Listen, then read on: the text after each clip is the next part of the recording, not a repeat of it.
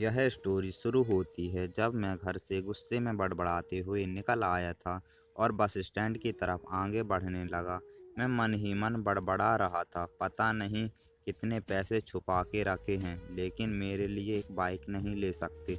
जब मैं यहाँ से चला जाऊँगा और तब तक वापस नहीं आऊँगा जब तक मैं खुद के पैसों से बाइक नहीं खरीद लेता। इतना सोच ही रहा था तभी मेरे पैर में मुझे कुछ चुभने का एहसास हुआ। नीचे देखा तो समझ आया कि जल्दबाजी में पापा के जूते पहन आया हूँ। उन जूतों में कील उभरी हुई थी जो मेरे पैर में बार बार घाव किए जा रही थी, लेकिन उस समय गुस्सा अधिक था तो मैं बड़बड़ाते हुए आगे बढ़ गया। एकाएक मुझे याद आया कि मैं पापा का पर्स भी साथ ले आया हूँ।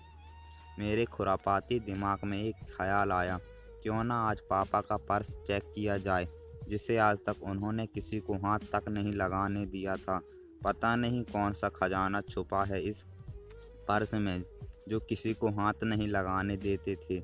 जब मैंने पापा का वह पुराना पर्स खोलकर देखा तो उसमें पैसे तो नहीं मिले, लेकिन पैसों की जगह पर एक डायरी रखी हुई थी। तब मैंने सोचा, ओह, तो यहाँ खजाना छुपा रखा है। मैं समझ रहा था कि यहाँ पापा ने लिखा होगा कि किस से कितने पैसे लेने हैं और किसको कितने पैसे दिए हैं, लेकिन मैं गलत था। जब मैंने उस छोटी सी डायरी का पहला पेज खोलकर देखा तो वहाँ पर लिखा था, वह थोड़ा सीरियस कर देने वाला था। डायरी में जो लिखा था उसे पढ़ने के बाद मेरे चेहरे पर जो एक्सप्रेशन थे वह गायब हो चुके थे, क्योंकि डायरी में वैसा कुछ नहीं था जैसा मैं सोच रहा था। वहाँ पर उन पैसों का हिसाब लिखा हुआ था जो अलग अलग कामों के लिए अलग अलग लोगों से उधार लिए गए थे।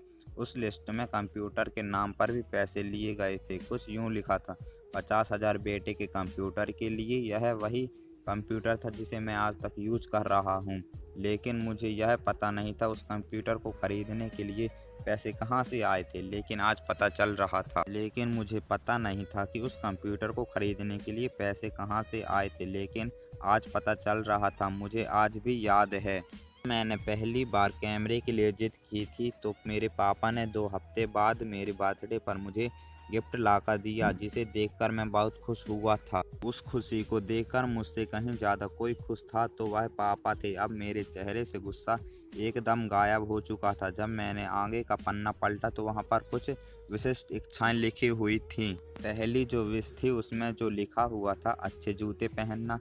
ये बात मुझे कुछ समझ में नहीं आई। तभी मेरे पाँव सड़क पर भरे हुए पानी में जा पड़े। मेरे पाँव में कुछ गीलापन होने सा एहसास हुआ। अब मैंने जूता उतार कर देखा तो उसका ताला टूटा हुआ था। वह मुझे देखकर डायरी में लिखी हुई बात याद आ गई। तो मुझे माँ पापा की कही हुई बातें याद आ रही थी कि कैसे माँ कहा करती थी पापा से, अब तो जूते पुराने हो चुके हैं, नए ले लीजिए। पापा अक्सर यह कहकर टाल दिया करते थे कि ज्योति अभी और कुछ दिन चलेंगे, अभी कुछ दिन पहले ही तो लिए थे। मुझे आज समझ में आ रहा था कि कितने दिन और चलेंगे। साथ ही यह भी समझ में आ रहा था कि पापा पर पर्स क्यों छुपाया करते थे। डायरी को पढ़ते हुए बस स्टैंड पर बड़ी बेंच पर आकर बैठ गया। अब डायरी का आखिरी पन्ना बचा हुआ था। उस पन्ने को जब पलटकर देखा तो वहाँ कल की डेट लिखी थी। वहीं पर नीचे लिखा था, बाइक के लिए 50 रुपये। बस इतना पढ़ा और दिमाग सन्न सा हो गया।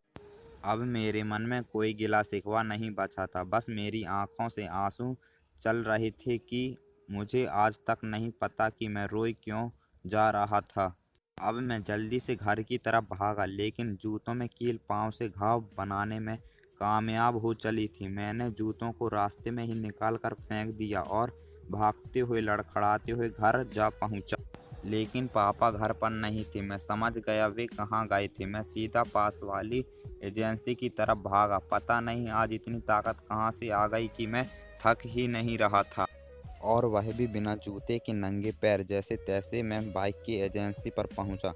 पापा वहीं पर थे। मैंने पापा को दौड़कर गले लगा लिया और आंसू रुकने का नाम ही नहीं ले रहे थे। पापा समझ ही नहीं रहे थे कि आखिर हो क्या रहा है, क्यों रो रहा हूँ मैं।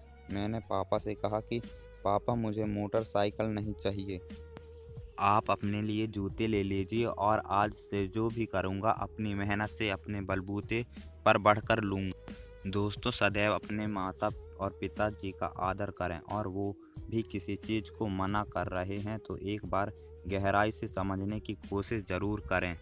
फूल कभी दो बार नहीं खिलते, जन्म कभी दो बार नहीं मिलते। मिलने का तो 1000 लोग मिल सकते हैं, पर हज़ारों गलतियाँ माफ़ करने वाले माँ बाप नहीं मिलते।